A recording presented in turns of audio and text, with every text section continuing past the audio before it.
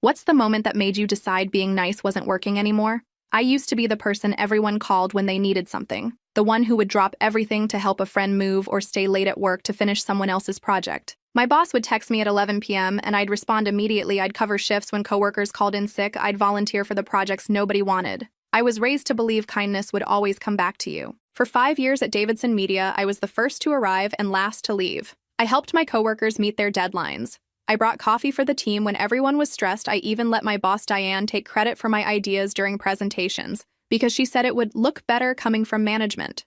When my dad got sick last year, I asked Diane if I could work remotely 2 days a week so I could drive him to chemo. She sighed and said, "We really need you in the office, but I suppose we can make it work for a month or two." I was so grateful that I worked twice as hard on my office days, making sure nothing fell through the cracks. Dad's treatment was supposed to last 6 months, but after 3 months, Diane called me into her office. She said the remote arrangement wasn't working. The team needed me physically present every day, and besides, it had been long enough. I explained that Dad was only halfway through treatment. He couldn't drive himself and had no one else. She just stared at me until I lowered my eyes and said, "I understand." I spent the next week burning through my savings to hire drivers for Dad. I was exhausted, constantly worried about him, but still the first one in the office every morning. Then came the Maxwell project, a huge account that could make or break our quarter. I spent weeks researching, building the pitch, creating mock-ups, everything. I even missed one of Dad's appointments to finish it.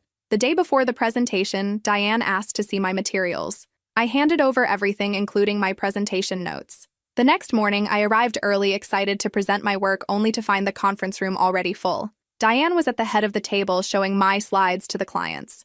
I stood in the doorway frozen as she used my exact words, my research, my ideas. When she saw me, she smiled and said, "Oh, good. Jennifer, can you grab coffee for everyone? We're just getting started." The client turned, saw me, and said, "Aren't you presenting this?" Before I could answer, Diane jumped in and said, "Oh no, this is my project.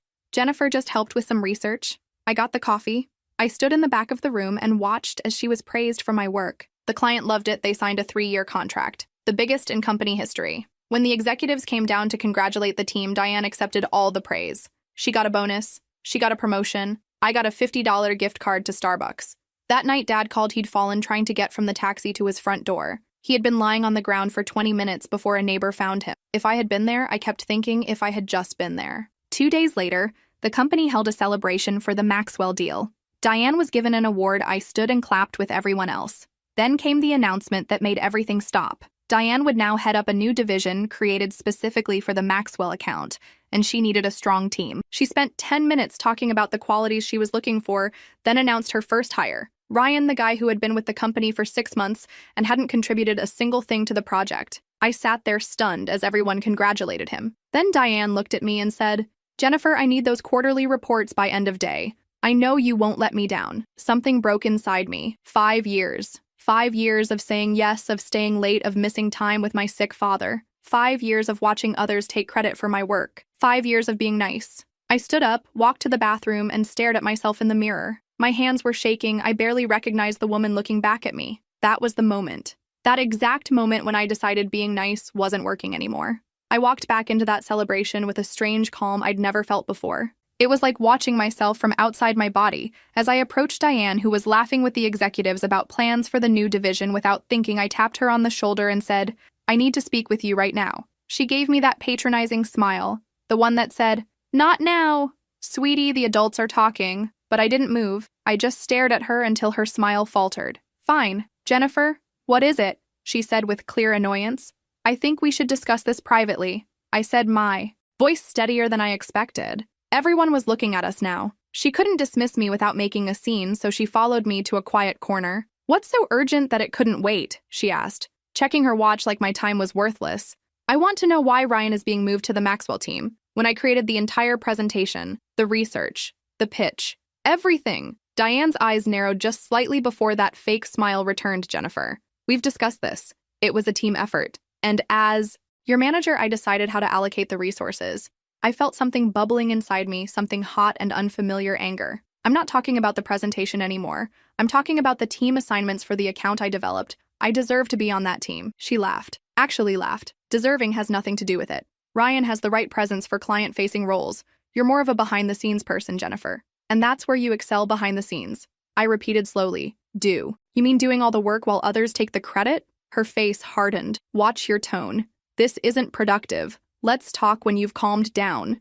I didn't realize I was raising my voice until I saw people turning to look so productive like me, staying until midnight, working on the Maxwell presentation while you were at your son's basketball game. Diane stepped closer, her voice dropping to a dangerous whisper. Jennifer, I think you should take the rest of the day off clearly. You're not in a professional mindset right now.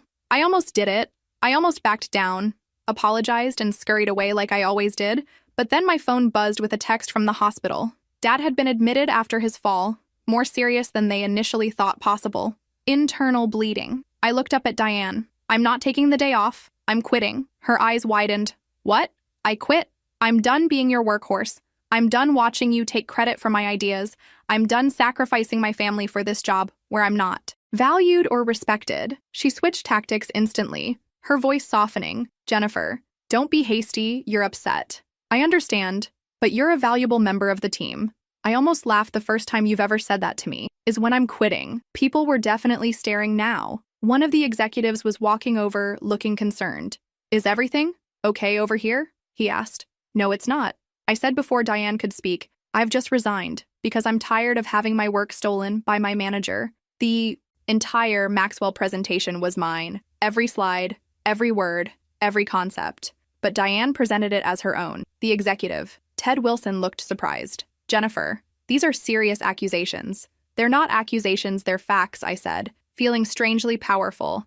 I have the original files on my personal drive with creation dates.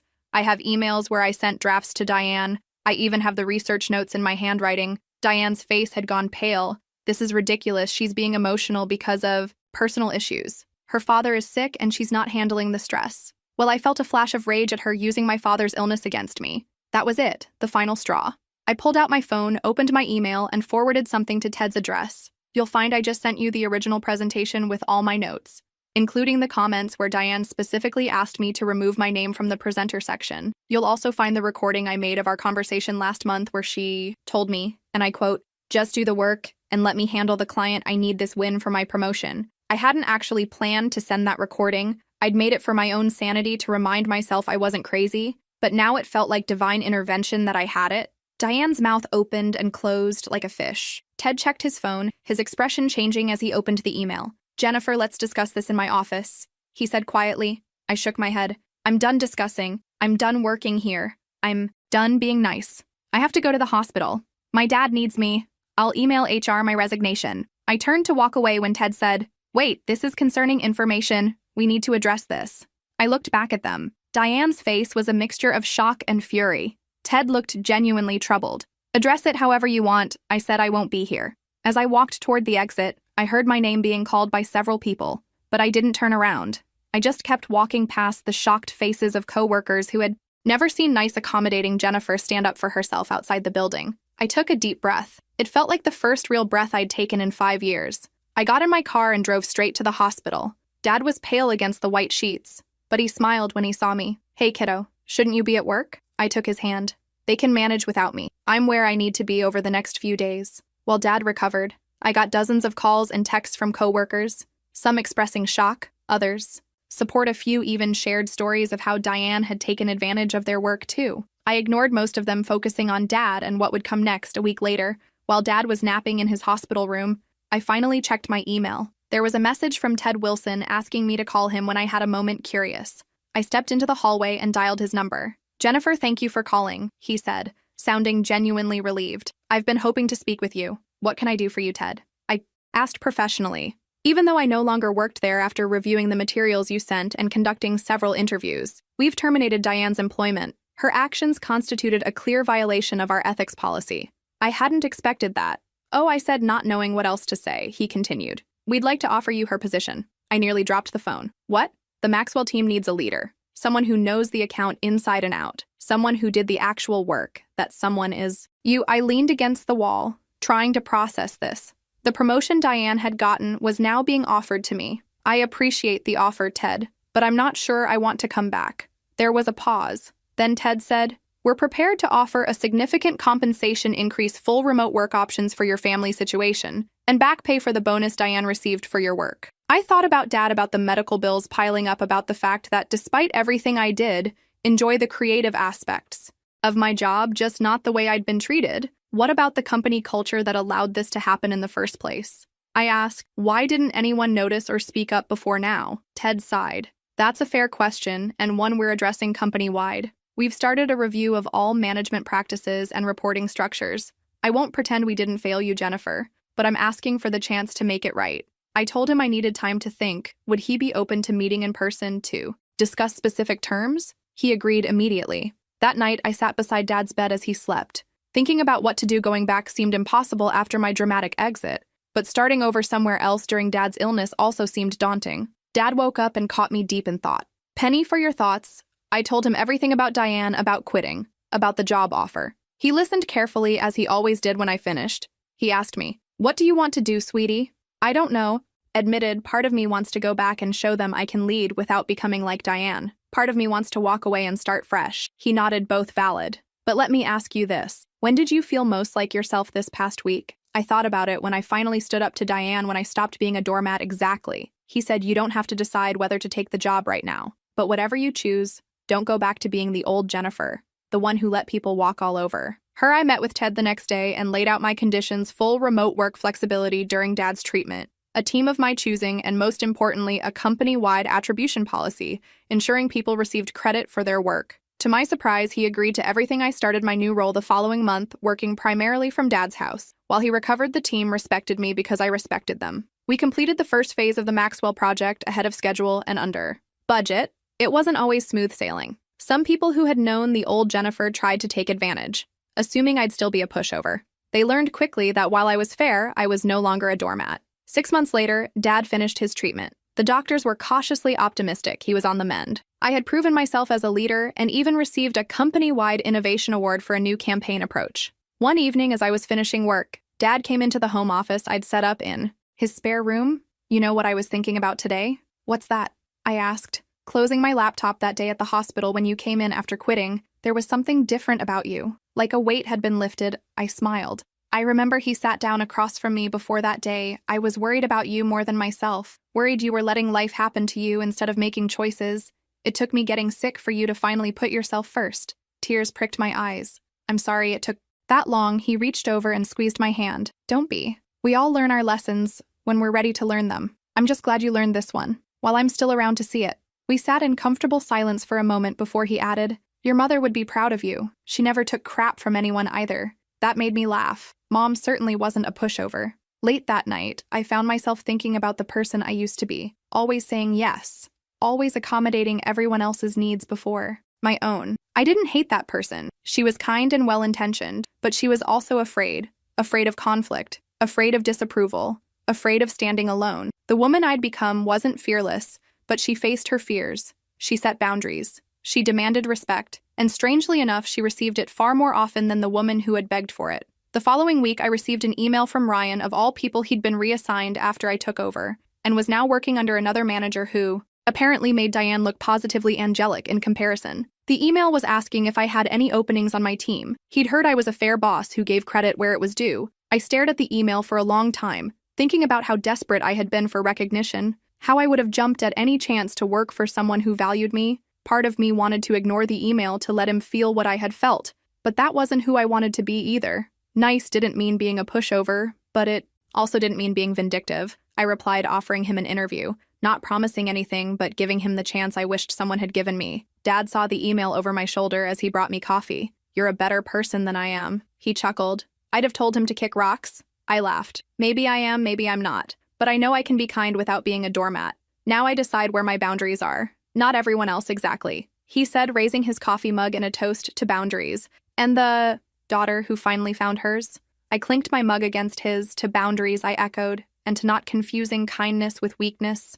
It had been a long journey from the woman crying in the bathroom mirror to the leader sitting confidently in her home office, but I wouldn't trade it for anything, not even for the comfortable invisibility of always being nice. Sometimes the kindest thing you can do for yourself is to stop being so nice to everyone else. It doesn't mean becoming cruel. It just means making room for your own needs alongside others. And that moment in the bathroom when I decided being nice wasn't working anymore, it wasn't the end of kindness. It was the beginning of self-respect. And remarkably, those two things could exist side by side if you were brave enough to make space for both. 2 years later, I'm still at Davidson Media now. As a director, I've built a team that's known for both excellence and ethics. We credit each contributor by name on every project, large or small, we've become. The division everyone wants to work for Dad's cancer is in remission. He's taken up golf and complains constantly about his swing. He comes to the office holiday party each year and tells embarrassing stories about me last month. Diane applied for a position in my department. She didn't recognize my married name on the job posting when she walked in for the interview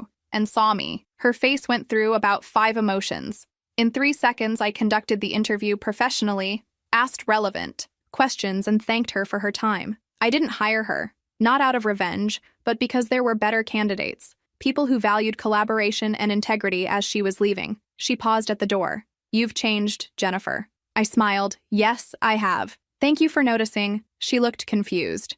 "You're thanking me?" "In a way, yes. If you hadn't pushed me to my breaking point, I might never have found my strength. So in a strange way, you helped me become who I needed to be." She didn't know what to say to that, so she just nodded and left. That night, I told Dad about the interview. He roared with laughter, slapping his knee. The look on her face must have been priceless. It was, I admitted. But you know what's funny? I actually meant what I said to her. I am grateful in a weird way. He nodded sagely. Sometimes our worst moments lead to our best decisions. I think about that bathroom mirror moment, often the tear-streaked face, the shaking hands, the absolute certainty that something had to change. It was rock bottom, but it was also the foundation I built everything else on. So when people ask me the moment I decided being nice wasn't working anymore, I tell them it wasn't about stopping being nice. It was about starting to be nice to myself too, and that has made all the difference.